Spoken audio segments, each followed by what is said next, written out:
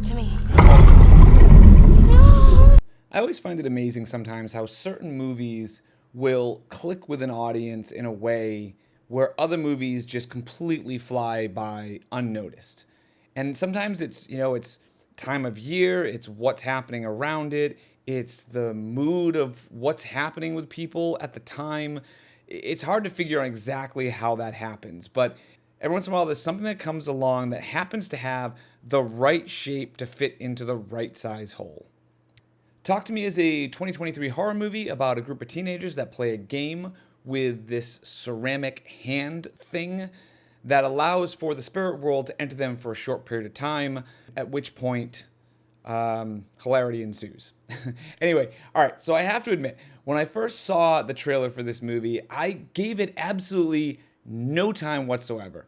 To me, it just looked like the hundreds of typical garbage horror that I've come to dislike over the last couple years. Like the mountain of cookie cutter stuff that's out there where it's hot teens stumble across something sinister and each character stereotype falls victim to the curse one by one until the main girl figures it out or she doesn't and it just ends however.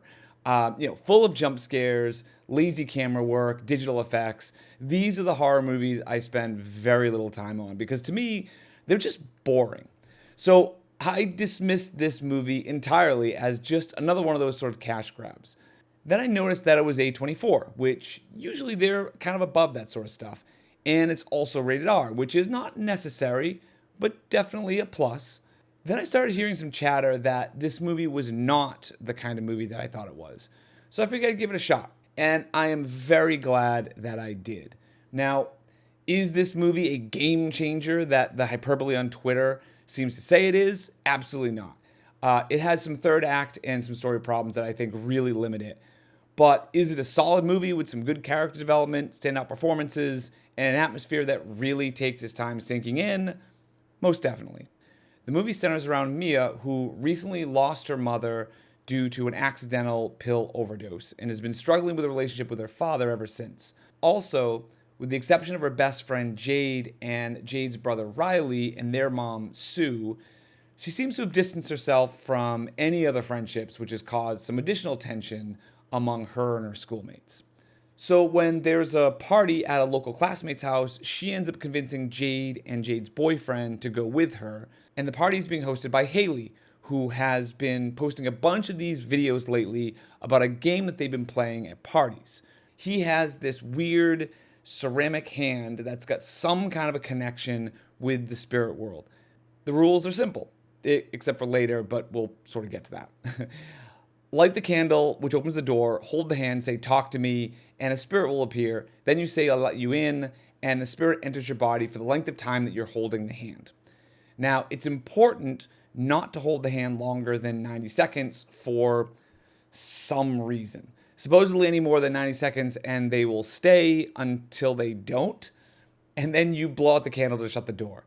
If that sounds like I'm being sort of blatantly confusing, I kind of am. And that's part of the problem with this film. Now, I love rules. I think they are infinitely important in horror movies to set the world and the boundaries that we're entering into for the audience to be willing to go on this journey. Now, I don't subscribe to the idea that a movie can do whatever it wants, whenever it wants, because it's a horror movie. No, like it can do whatever it wants, whenever it wants, as long as it fits into the rules of the world that it built. Anyway, this thing has a lot of rules, but they become a little spongy at times. Sometimes they don't blow out the candle. Sometimes they talk to spirits without letting them in. Sometimes the spirits stay. Sometimes they don't. Sometimes it's longer than 90 seconds. Sometimes it's not. I had such a difficult time tracking the rules that kept shifting during the film that I kept wondering why they were so adamant about them in the first place. Like, for instance, Mia goes longer than 90 seconds in her first time in, and we see that the spirit has stayed with her almost immediately afterwards. But then we're told that the spirit will die out on its own the longer it's in someone's body. And we do see a visual representation of this with Mia's mother that appears in the film as she is slowly decomposing, I guess. I'm not sure if that's quite the word that is correct, but that's the word I'm thinking of.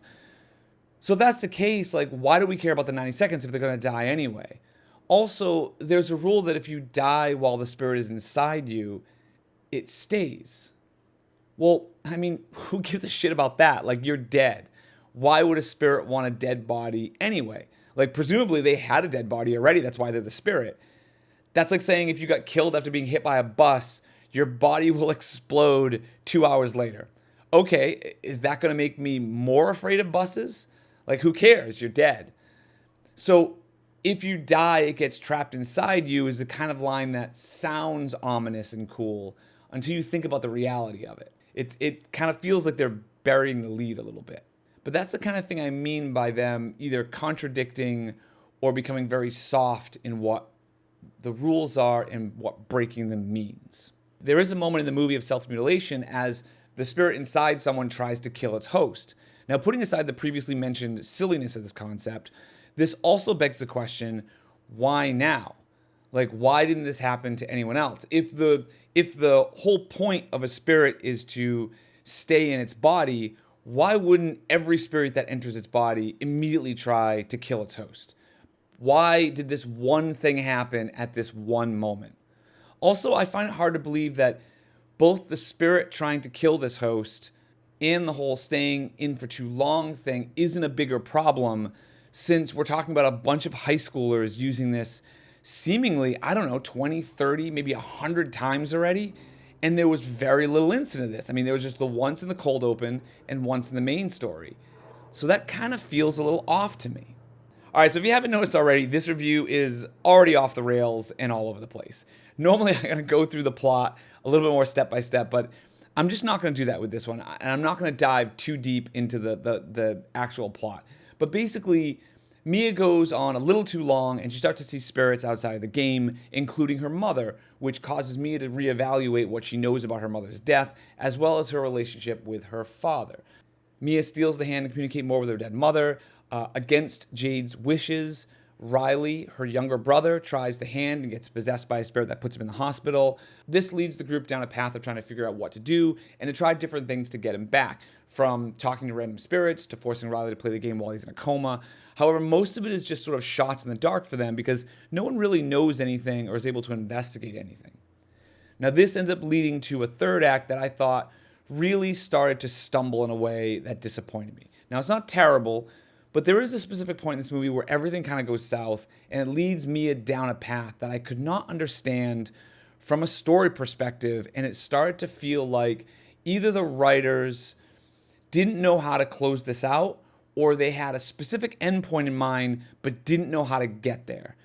To me, none of the last 15 to 20 minutes of this movie made much sense in terms of character motivations. Like, I get the vibe that they were going for, and I actually don't have a problem with the overall direction, but the actions taken just didn't work for me. I also want to talk about, there was a lot of chatter about how scary this movie was. Now, I know there's a lot of polarization that happens on social media where everything is either the best or worst thing that ever existed. And certainly scary is in the eye of the beholder. But I will say, one of the things that I thought made this movie decidedly unscary to me is that I felt like they normalized the process of possession a little too much. Like, it's definitely creepy the first time, but the 20th time you see someone being possessed and everyone's sort of laughing and joking around it, it does kind of lose something. Now, it's not a big deal because I don't generally go into horror movies expecting to be scared, but I was a little surprised at how many people said this movie was terrifying. Where, to be honest, this movie would not have even been the top 5 scariest movies I've seen this month, let alone this year or in my lifetime. I guess maybe if you only watch theatrical horror, because I could see that as the best horror, just because generally most horrors don't go to theaters anymore. So I guess that's a possibility. So I've been focusing on the negative a lot so far, but I want to focus on a lot of the positives for a bit. So this movie does several things really well. First thing is the atmosphere and the pacing of this film is excellent. It's grounded, it's real, and the interactions between the characters all felt honest, three-dimensional relationships. From a camera work perspective, they routinely use these long, patient shots where the scenes develop around the camera and not the other way around, and that creates an excellent sense of tension and dread. Now, combine that with some solid visuals and good special effects, And it really is a very well crafted film. The mood, setting, story concept, and character interactions are all fantastic. And everything is not so heavy all the time. There are some really good nuanced emotions here that are just given a lot of time to breathe, which I always appreciate. And I was fully invested for most of this film. I liked that it wasn't a jump scare mess. I mean, it really built up these characters. And it didn't just have these carbon copy stand ins for character types. Like, I thought the performances were phenomenal, especially Mia, played by Sophie Wilde, and Sue, played by Miranda Otto. I will say, I did not really like the actor who played Mia's dad. I found him a little flat, but I mean, he's barely in it. But overall, this was a very solid film that I would have no problem recommending, even though I think it could have used another pass on the script to kind of tighten things up a little bit. But the direction and the character work are its true shining moments. I'd give it a B, but let me know what you think. All right, I've got some spoiler questions. These are just some general questions that I had while I was watching this movie. Maybe you've got answers to these. Maybe I missed something. I don't know. But there are spoilers sort of inherently in these questions. So feel free to skip this if you don't want this. Why was Mia so prone to listening to her spirit mother and not her dad, to the point where Mia turns against her dad pretty easily? Also, I understand that she rides as a passenger in her body when the spirit takes over, but why was she seeing her dad bust down the door and choking her? Like, he was never inside her. I mean, all right, you know what I mean. Like, he was never a spirit that was possessed in her. So why was she seeing him? We never saw a situation where a ghost pretended to be someone else. So if that was a spirit pretending to be someone else, like, where did that come from? I felt like that was only set up in order to have that moment where she accidentally stabs her dad. Like, it makes me think once again of that writing situation where you know you want to get to a certain spot, but you don't know how to quite get there. And so you kind of skate over some thin ice and just hope you don't fall through. Why could Mia see her mom? She only talked to her once and she never let her in. So why was the mom there throughout, like the original spirit that Mia let into her? Why did Jade make such a point of not wanting to play the game? Like, it was such a focal point for the entirety of the movie. I really thought that was going to pay off somewhere, but it really didn't. Like, if she had actually just played the game like everybody else, it wouldn't have changed anything on the movie. Anyway, that's the only questions I had. If you know the answer to these, let me know.